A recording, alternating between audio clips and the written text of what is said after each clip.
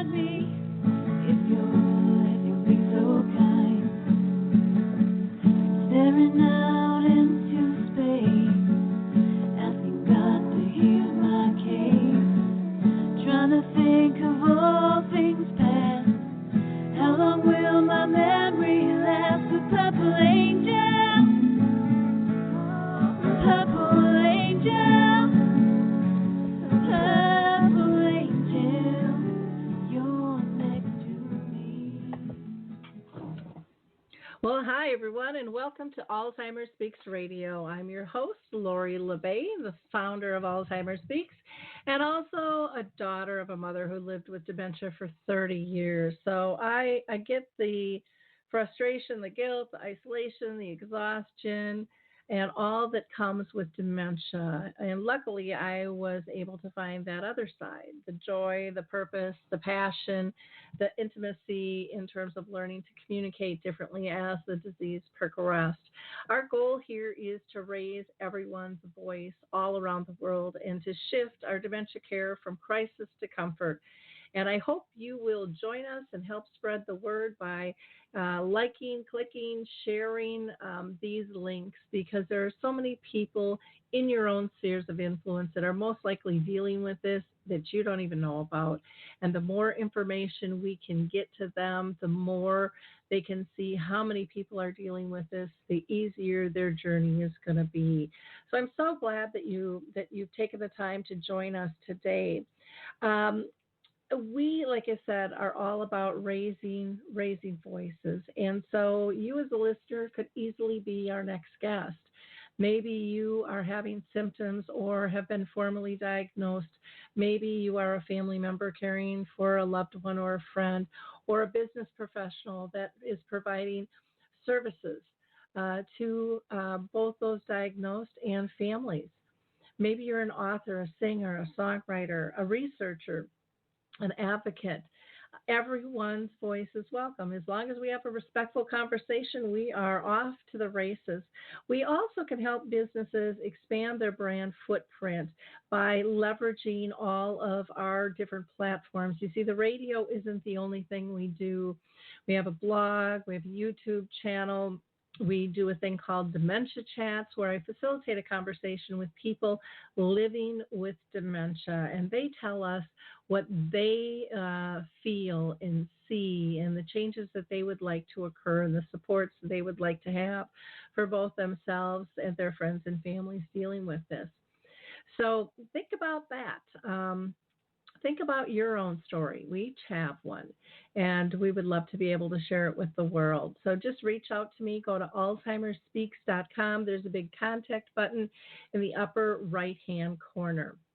Now, before I introduce our guest today, I want to give a shout out because not everybody knows about Alzheimer's Disease International, and they put out a world report every year, and that is now available. And you can access that by just going to our main website, alzheimerspeaks.com.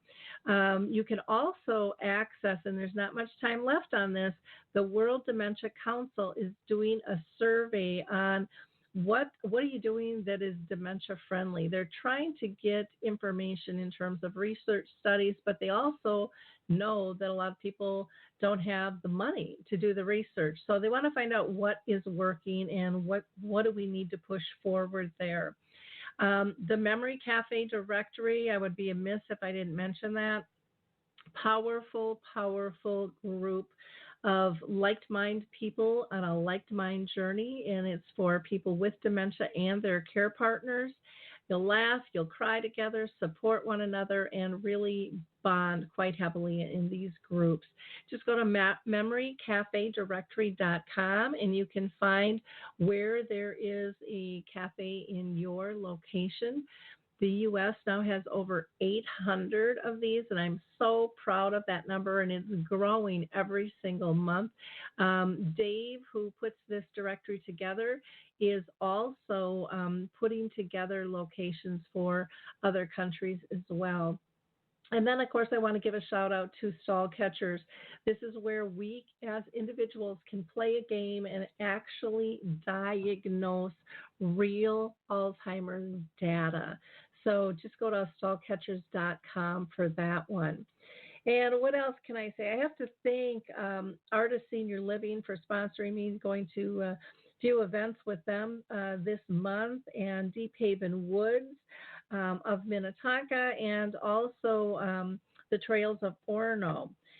We just had some wonderful events, and next month I will be heading out to Massachusetts in Reading and Lexington, November 13th and 15th. So if you're in those areas or know of somebody, please come out and see me. And then November 20th through the 23rd, I am going to be down with the East Alabama area on aging with Alabama Cares, which will just be a very fun time too. So today we are going to be talking with a grandson who has put a new twist on how to find out history about your loved one and how to build a relationship when you're dealing with dementia. And so we have Alex Leff with us, and he is the director of Now and Again, which is an upcoming documentary about his grandfather's struggle with Alzheimer's and also his adventure with his brother to go and find their grandfather's lost memory. And he's going to tell us about that today. So I'm really excited to have you with us, Alex. How are you doing today? Hi, Lori. Thanks so much for having me. I'm doing good. Well, good. And where are you located, Alex? I'm currently located in LA. I grew up in Philadelphia and spent a lot of time in my Northeast, but about a year ago moved out here. So far from home, very different weather than I'm used to, but a little warmer, okay. So that's kind of nice. Well, hopefully you're staying away from the fires and the mudslides that they have out there. And it's just, like you said, a very different climate that you're dealing with, but it's gorgeous out there. I absolutely adore California. Well, why don't, I mentioned that your grandfather had dementia. Can you tell us a little bit more about, and is he the only one, I should ask, in your family that has had dementia that you've had to deal with? Yeah. So I was very close to my grandparents as a little kid and still am today. Spent a lot of time with Grandpa Mel, listening to his stories, just playing with him. We would play a lot of checkers, and he would always whistle as he was moving the pieces down the board very playfully with me. We would make fires in the fireplace and build these castles out of cardboard and watch them burn down. So he was always very playful, would wrestle with us on the couch. And as I got a little older, was able to listen to the stories from his life, and which always fascinated me, that he was able to live, 70 years before I was even born, and all of these events and things that I could only hear about in history textbooks or from my teachers that he had lived through and had his own experiences with. So even at the age of 10 or 12 years old, I just loved listening to him sharing his stories. And around the time I was becoming a teenager was when he was diagnosed with dementia and Alzheimer's, and I could, watch firsthand those stories that had been so important to him kind of becoming fuzzier and fuzzier, and him mixing up details that I was starting to know better than him because I had, listened so attentively for all these years. And we had other family members in the past. My great-grandfather, who I was able to know as a little bit as a little kid, also had Alzheimer's, so had some experience with that. But to have it be to my grandpa, who I was so close to, and the decline was so slow and subtle, really, hit home for me about how precious our memories are and how fragile they can be. Isn't that the truth? My daughter only knew her grandma with dementia, and they were like two peas in a pod. They were extremely close. So I love to hear that you have this great relationship, with your grandpa. Why were you moved to make the film? What was there a tipping point for you that just said, cannot not do this? Yeah, I had, as I have worked on documentary films in the past and studied documentary film at school, and I was just about to graduate college and kind of was just thinking on what was the next story that I wanted to focus on. And, whatever film you're going to work on is going to take up about, 4 to 5 years of your life. And so I wanted to make sure that it was something that was very close to me, meant a lot to me. And at the same time, this was when Grandpa Mel finally moved into a nursing home. And my grandmother, they've been together for over 60 years, had been his primary caregiver, needed the assistance and needed the help. And at this point, Grandpa Mel's memories were all but lost, and I felt, I was really losing my connection with him and wanted to figure out a way to hold on to that. One of the stories that he told me, maybe more than any other story that stood out the most from his life and his childhood, was this bicycle adventure he went on when he was just 16 with his best friend. And they rode from the Depression era Brooklyn all the way to the city of Philadelphia. And, this is the kind of story that he would tell me again and again and again. And I'm sure some of the details became a little larger than life. And as a little kid, that always inspired me, that sense of adventure and all of the details of putting together an adventure like that and just going out on your bikes away from your parents and getting that sense of independence.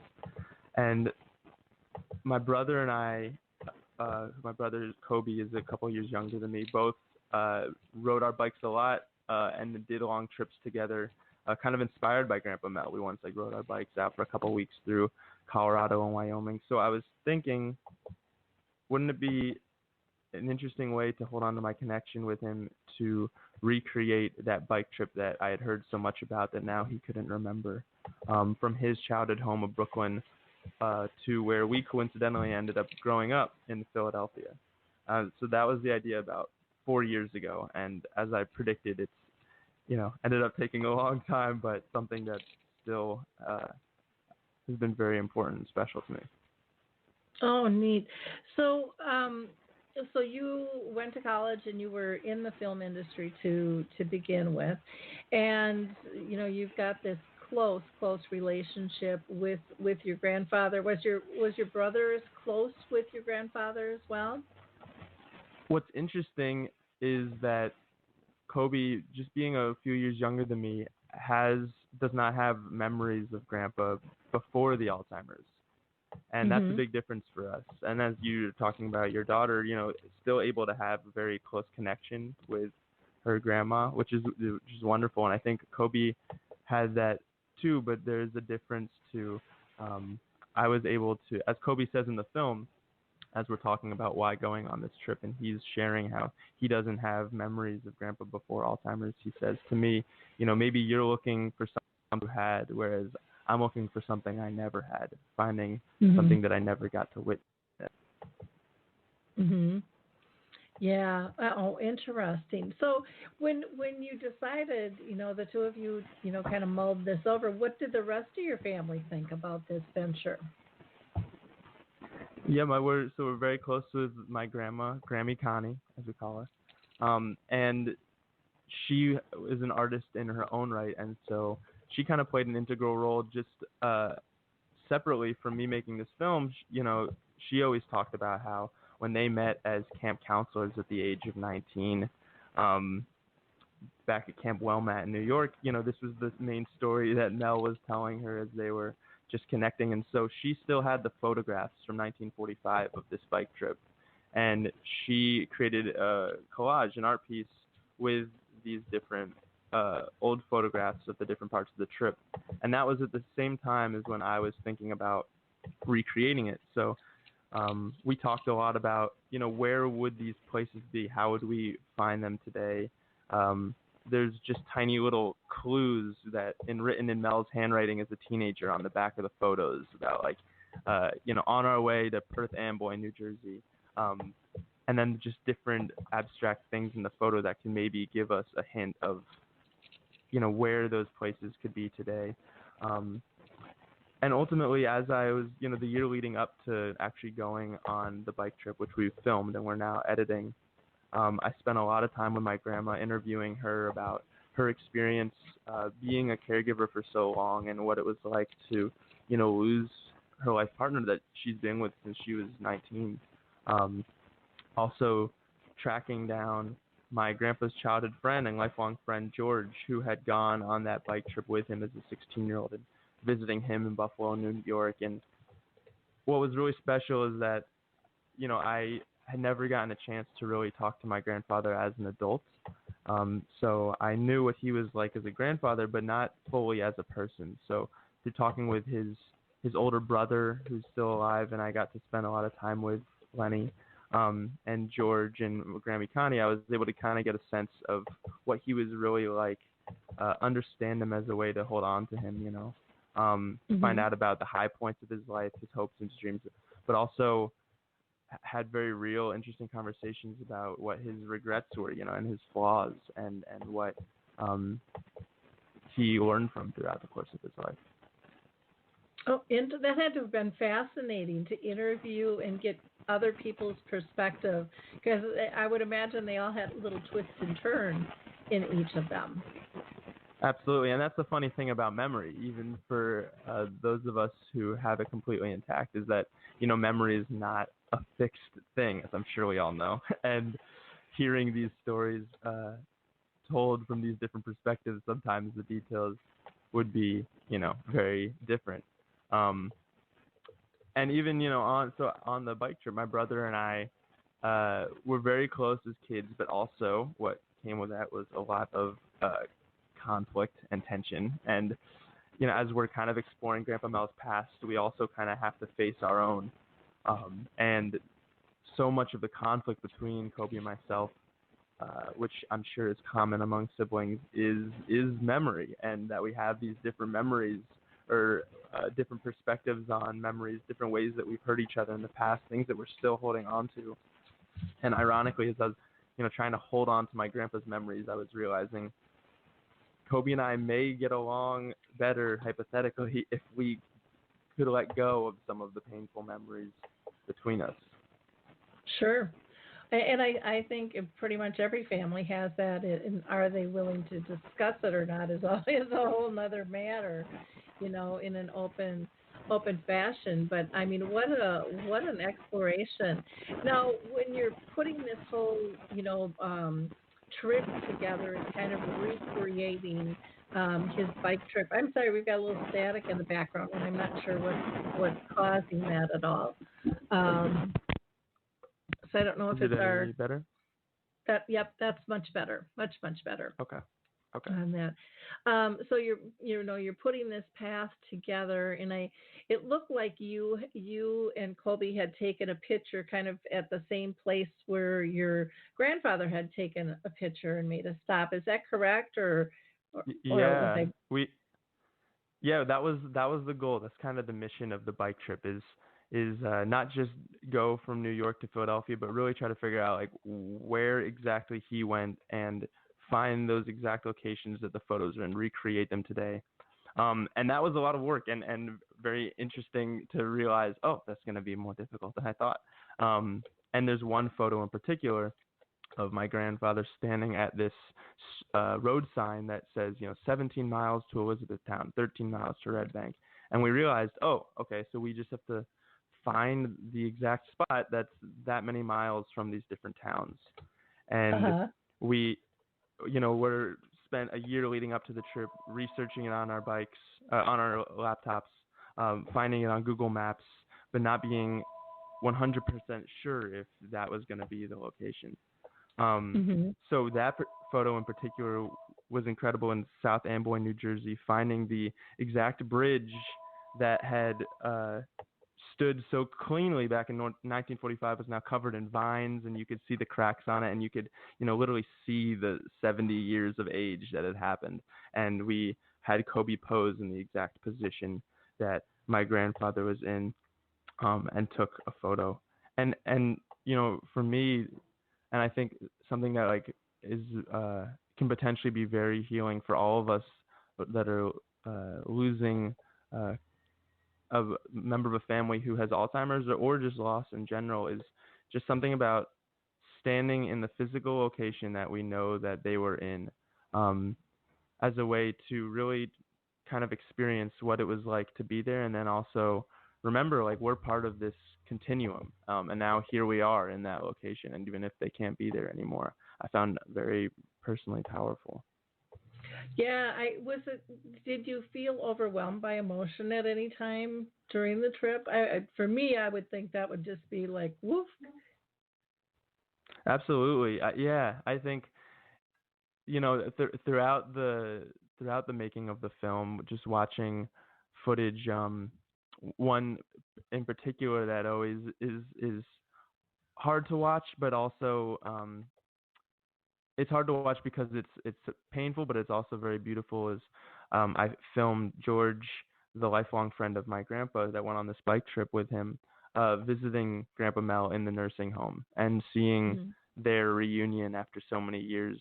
And George is clearly trying to hold himself together and having a difficult time, but was really inspired by his just compassion and empathy he was sharing with Grandpa Mel, and asking, like, you remember we went on this bike trip, we used to be really good friends, and then when it was clear that my grandpa wasn't going to be able to really share that with him, just George getting close to him and holding his hand, and as George says, it's like, well, Mel may not remember these adventures we went on, but I do, and I think that's important, and I'm happy to be here for him in whatever condition he's in, and that that really meant a lot to me, and ultimately taught me, like, what it really means to love someone, and despite them going through the situation, what it means to really be there for that person, and not need anything from them if they can't remember.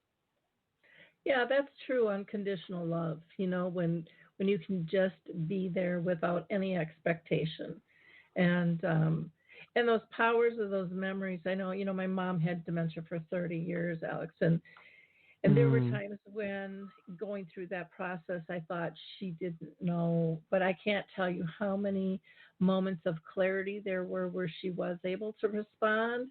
And so one of the things that I really learned through my journey was that dementia, as it progresses, I think we have to almost view it like a coma. We've accepted the fact that people in a coma can still take everything in, but they might not be able to communicate back to us.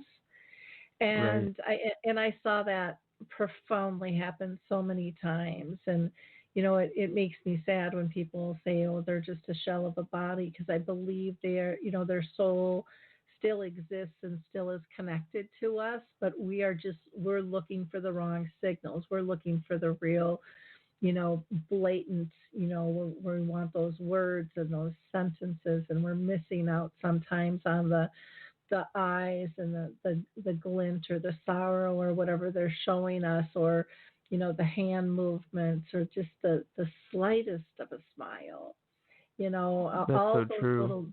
all those little nonverbals, because we're so busy kind of in our grief and our loss that we're losing that the present moment that's given to us. And so for me the journey was really one of learning to balance that fear of the future and what's all going to come and worrying about it, and then that the grief of the loss that can spin. And one of the things that helped me, and I always share this with everybody I speak to, is you can't have great loss without great love, and that is a gift. And that would always That's kind of so pull true. me out of that sinkhole. And then we can only identify and create joy in the moment before us. And so all that you're doing, you're taking this journey down the past to bring it back, to create moments and to educate yourself, and just have this more significant knowing. I think is really just profound what you and your brother committed to do. How long did it take you to take that trip, and how long was it? Yeah, well, so Mel and George in 1945 did it in 2 days, and it took us 2 weeks because we had cameras, attached to the bikes and packed up. So every few miles we'd have to get off and set up and everything like that. So ironically, while their trip was kind of this spontaneous, very freeing experience, ours had to be, in order to recreate it, much more planned and scheduled. And of course, the landscape has changed quite a bit too. So across New Jersey back then, they were just going through farm fields and forests. For us, it was a lot of suburbs and cities that were less friendly to bikes. In one case, there was a ferry that they took back in the 40s that ushered them across the river that didn't exist for us. And the only way across the river today was a bridge that didn't allow bicycles. So we found a fisherman with a fishing boat that was willing to, for free, take us across the river when we told him what we were doing, which we filmed as part of the film.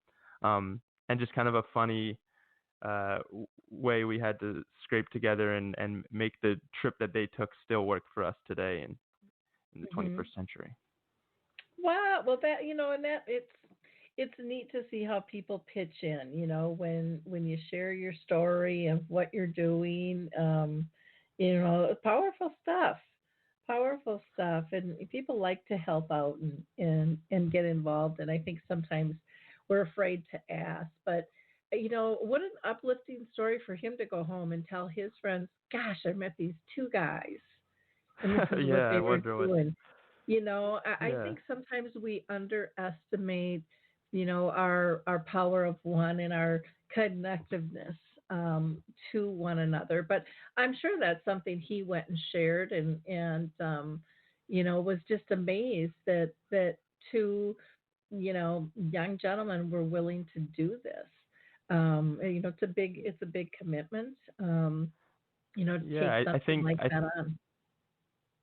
I think it's something that, a lot of people can connect with, even if they don't have a family member with Alzheimer's, as we all know what it's like to have loss. And I think something that I would like to see more in the Alzheimer's community that this film is hoping to help with is raising awareness in younger generations and kind of having more intergenerational connection. Because I think for folks in my generation, millennials, younger, Alzheimer's is only going to be more of a problem, and the numbers are rising. And it's important for us to start getting involved now and being aware. And ultimately, I feel that the most precious thing we can do when our elders are losing their memory is just really try to listen to them and hold on to that.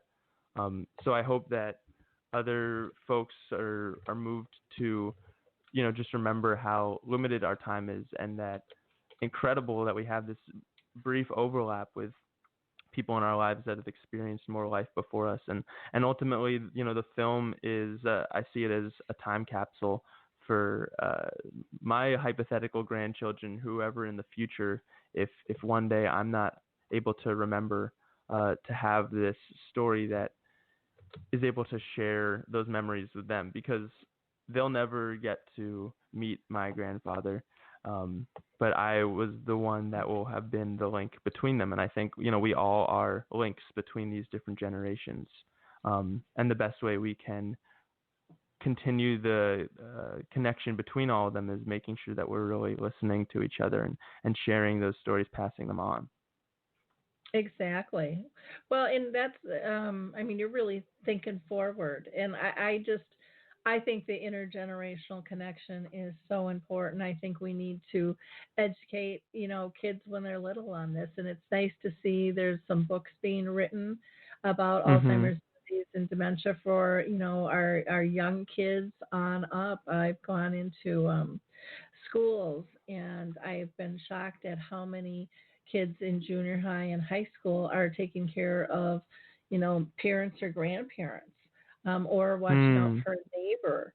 And there really isn't, one of the things that came out in those conversations was there's no support for them. We've got all these support groups in schools, but there isn't anything for caring for another person. And so some of the teenagers in some of the schools had said, hey, we're going to march in and say we want one too. We've got needs, and they were shocked to find out others were in the same boat as them, because it's just something that a lot of people don't talk about. So I think, I, Be so I think yeah, I think it's real critical for families to have open conversations. What I heard from many of the kids was, I know something's going on, but I don't really know what. My parents kind of keep me from the details. They ask me to kind of fill Mm, in, but I don't really know what's going on. And I see that the sincereness of these kids wanting to help but not knowing how because they're not totally filled in, and yet their whole family dynamics has been shaken to the core. And yeah, so, when we have these conversations and we can empower everybody, and oh my gosh, you guys have such great creative ideas of things to do and how to manage, and you're more tech savvy than many of us. And I mean, there's just, when we work together, we're just better. That's absolutely. my Yeah, stand. our culture has the different generations and age groups so siloed off, and um, I feel like we need to make sure that young people are engaging with their elders not just when they're sick and when they're losing their memories, but um, one thing that we're going to do with the film when we're for distribution is having community screenings that connect youth groups, colleges, universities with senior centers, with councils on aging, because I want to bring people of different age groups in the same room to talk about Alzheimer's, but also just to talk about their perspectives on life and getting to so much of the time we're just hearing about each other through uh, secondary sources or stereotypes of what different age groups are like, but really getting to just remember like, oh, this is a person, for elders to see a young person and remember like, oh, I was in a similar position, and for young people to realize like, oh, I'm going, that's going to be me. I will age and I will experience that as well. Um, I would love to continue to bring people together in that capacity. You know, doing the screenings in that setting is phenomenal. I've done that with the movie His Neighbor Phil, which is now called A Timeless Love. And, when the director brought it to me, he's like, how do we get this out? Should we get it on TV? Should we put it on Redbox? Do we sell DVDs? And I said, absolutely none of those. And he's like, Mm. well, what's left? And I said, you have a powerful median here that takes people back, because when they go to see a film, they don't really see it as a learning tool. Mhm. And Mhm.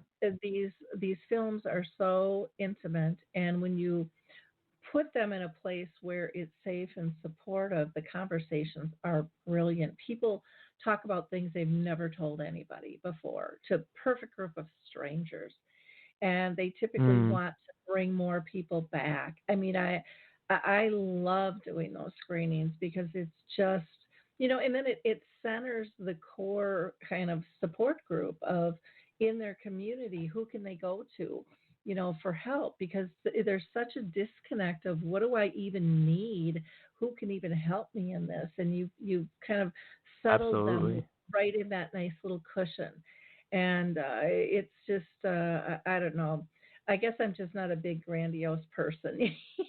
Even though I just have found that, keeping it simple, and making sure that you're truly connecting with the people is powerful. And many still, when they do these screenings of these powerful films, will have a panel of experts. And so after the film, all the experts are doing is talking at the audience instead of Mhm. engaging the audience to talk to them, because each and every one of them has a story, has a perspective we need to hear.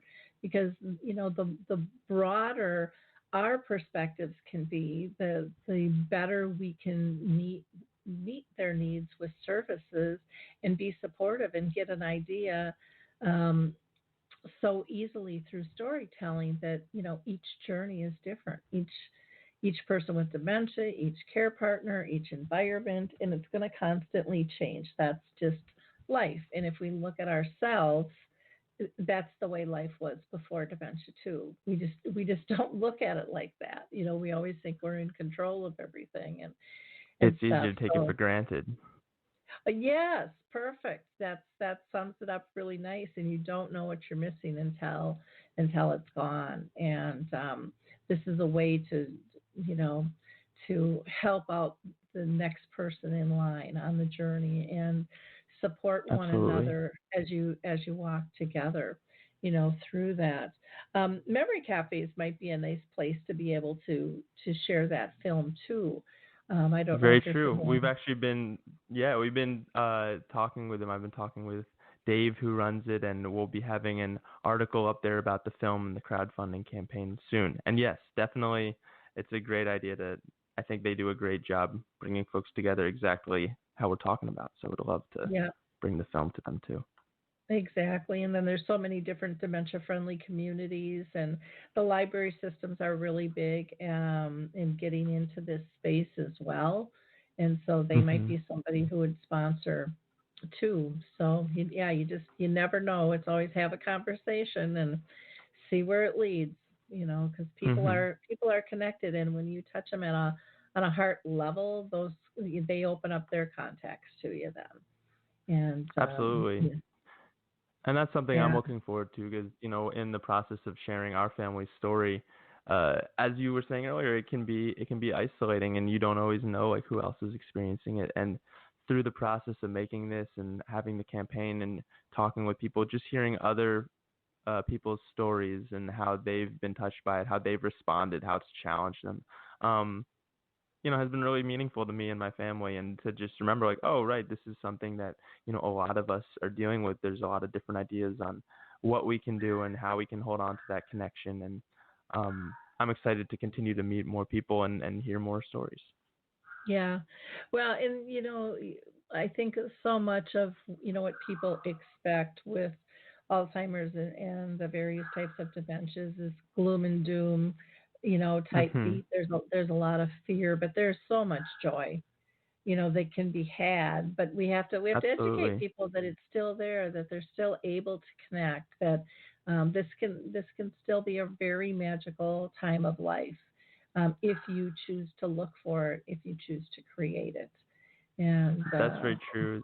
That was true with my family as well. Is that my there is definitely the sadness and the loss, but mhm. a lot of the times things would happen related to forgetting that are funny, and my grandma would be the first to laugh, and by seeing Grammy laugh, Grandpa would laugh as well, and they would really be able to laugh about it together. And still just be, silly, make silly faces and play games and just be in each other's company. Yeah, absolutely. Like a lot of the time, there's still that very strong connection that's not just based on having our memory completely there. Mhm. Exactly. So in bringing this, are you looking at two colleges, or are you looking at maybe high school and junior high as well, or? Yeah, we'll be. So we're editing the film now, and there's about 6 months left is my prediction. And then next year in 2020, we'll be bringing it to, yeah, exactly, high school, colleges, senior centers, and we'll really go all over the country. And through this crowdfunding campaign we've been running, it's been a wonderful opportunity to uh, reach out to people that will be audience members and connect with other folks that are interested in these stories. And a lot of the people that are supporting the campaign today will also be the first ones that we were able to bring the film to and get to share with their communities. Mhm. Okay. Wonderful. Well, that is great. Now, in the production state, how long do you think that's going to take you, and what do where do you do that, and what is needed in that, for you to be able to complete that? Yeah, so much of this has been a labor of love, and in independent documentary filmmaking, it usually has to be. And myself and a small team of filmmakers have put in, countless hours into editing the film after, not to mention all of the filming, obviously, and organizing the footage because there's, over 100 hours of interviews and bike trip, and you have to transcribe that and organize it. Otherwise, it's kind of a maddening, like too chaotic of a process. Um, and now moving forward, we need to raise funds for things that we're not able to do, but helps make the film as quality as possible. As have another editor that has more experience and also can offer an outsider perspective of a story I'm so close to. There's more technical things like color correction and sound design and music scoring and graphics and all that. It's we've taken the film as far as we can on our own, and I still have a lot of energy left to put more of my time and energy into it. But we're at a point now where we really need help from the community to make the story possible. And when we launched the crowdfunding campaign on Seed and Spark just last week in mid-October, the immediate response has been really moving and uplifting, and to see people wanting to help the story being told and contributing and reaching out, talking about their own experiences has really meant a lot to me. Oh, very cool. Well, that's absolutely fantastic. I just love hearing people's stories and what they're doing and using their talents in their own way. The creativity that is out there is amazing. Now they can go. You've got a trailer that people can watch to kind of get a feel for what you're doing, and yes. and we've put that link on the radio page. We've also put the website in your crowdfunding page. Yes, if you go to it's seedandspark.com/fund/now and again, which is the name of the film. Okay, is it now? Because I've got now and again and then a # story. Does that need to be there? Yes, or? Okay. That works too. They'll take you to the same place. Okay. I had not heard of Seed and Spark before, so that's great. So, what is your goal for raising funds and time frame? Yeah, the campaign lasts about 30 days, so from October 14th to November 14th. And we've come a long way. There's still more time to go. We're raising $15,000 for the editor, for the color correction, for the sound design. We have a bunch of incentives that the website calls it. These like crowdfunding campaigns ask for that. So, for example, found this going through my grandma's basement, helping her clean up, found this kind of treasure chest of these like new condition magazines from the 50s, 60s, and 70s, like Newsweek, Mad TV. There's a Playboy magazines that I think were my uncle's from the 60s. And so by contributing, we some folks will be able to get some of those items in mint condition. We also there's a reward of behind the scenes of the films. One thing that we thought would be fun is asking the supporters, like, what do you think? Being a part of the process of making the documentary. So being part of our test panel of experts and sending rough cuts of the film and really, asking honestly, like, for your rough feedback. That's if people are interested in that. But yeah, really, we have a Facebook, and there's a lot of folks on there. It's Now and Again Doc. And people have been really generous sharing their stories, and we talk a lot about research and ways we can keep our minds sharp, and it's just been kind of slowly building this community of support online. Okay. Have you, and I don't know if you've ever considered this, but I know some films have and some haven't, but for donors, they get their name listed in some capacity. And for some, it's even more important to have their, maybe a picture of their loved one, just so there's these faces and connections of who's That's been so affected true, by it. So that might be... That's a great idea, because we do have contributing will also get your name as a thank you in the credits and a shout out in that way. But I actually that's such a good idea, Lori, to have the photographs of people's loved ones. I love that. I think we might just have to do that. Yeah, it's I think it's just a powerful thing, and it to me it cements the deal, because the credits go by quick, but those pictures just, as they say, a picture says 1,000 words, and it's the power of who's been affected, because sometimes people think, oh, it's just the very elderly, and there are people in their 30s, 40s, and 50s. We are seeing Early kids onset. starting to get diagnosed with dementia. I've interviewed a couple of people who have lost, 18 and 20-year-olds, to this disease. So the face is changing, and it's a reality that we all have to, adjust to, and we have to change the perception of life with dementia.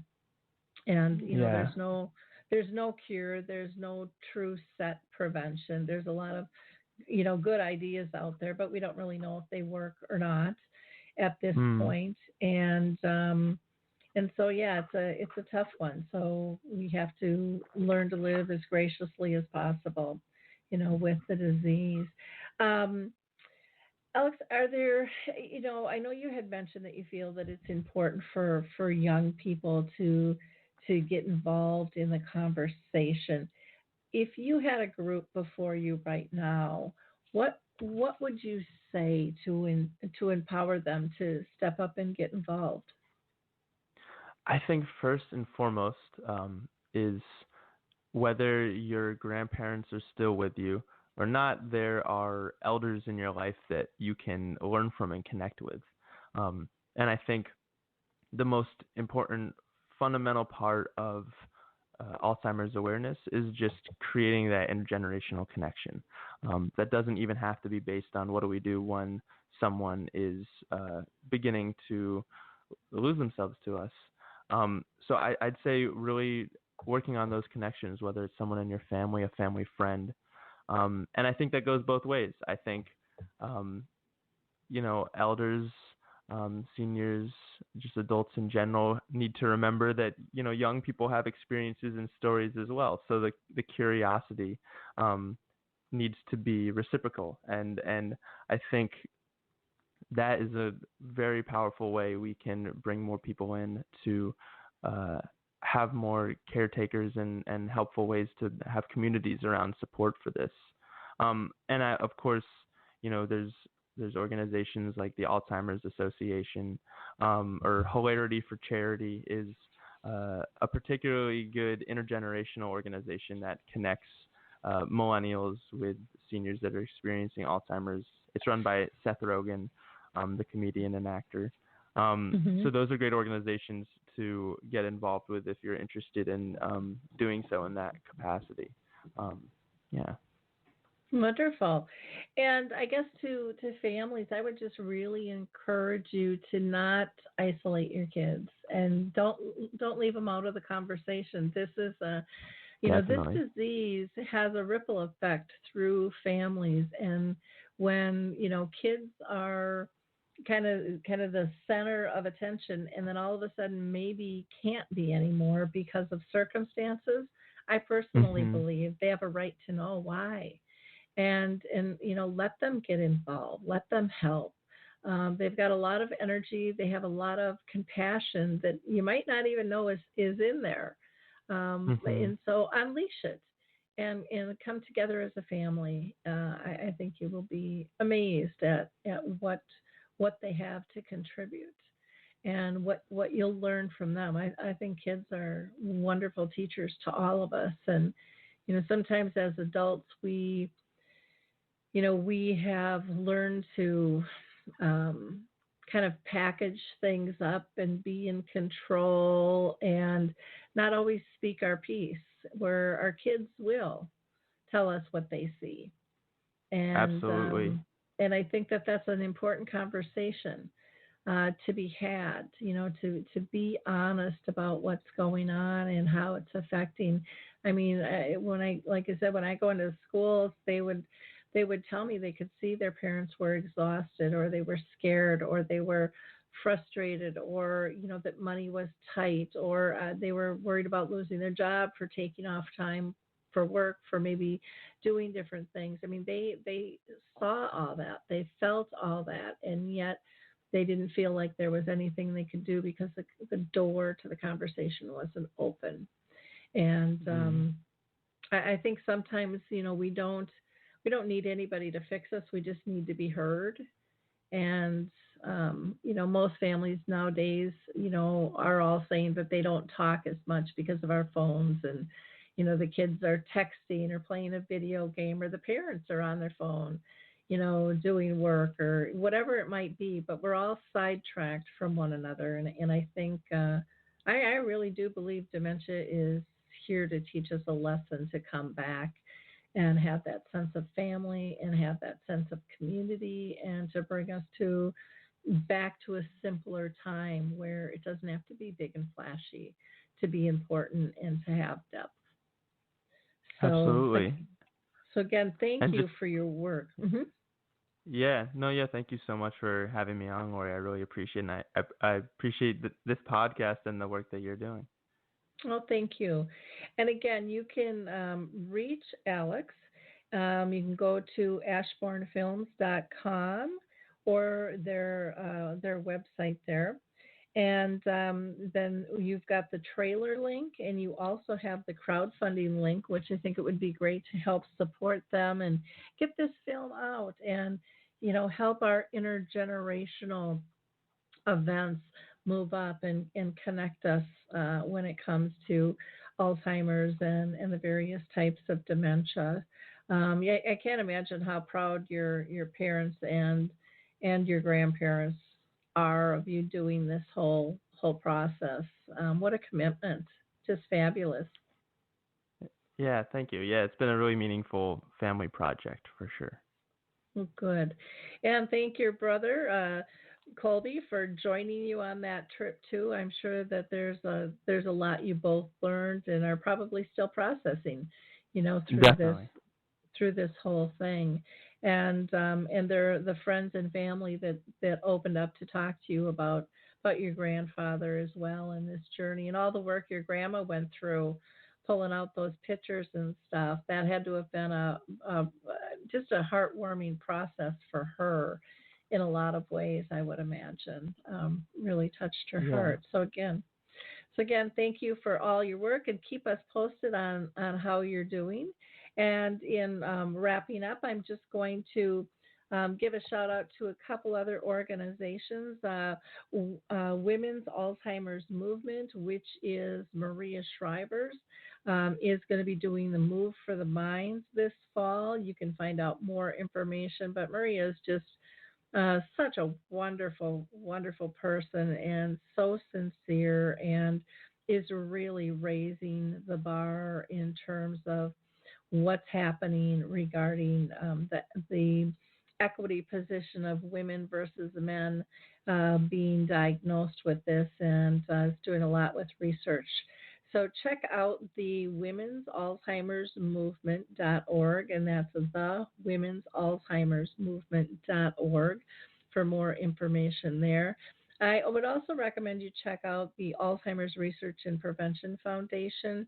They just do a lot holistically. So if you're looking for, diet, exercise, meditation alternatives, they do a great job there, and you can just go to alzheimersprevention.com. And again, we appreciate all your likes, your clicks, and shares. And don't forget to head over to alzheimersspeaks.com. You can click on our projects and initiatives tab, where you'll find a lot of great information, from memory cafes to becoming dementia friendly, and so forth. And then, we've got some resources there for you. Or if you're looking for a speaker, trainer, or consultant, feel free to reach out. We'd love to talk to you. And last but not least, we'd love to have you on the show and hear what your story is. Everybody has one. Thanks so much, everyone. Have a great week. Bye now.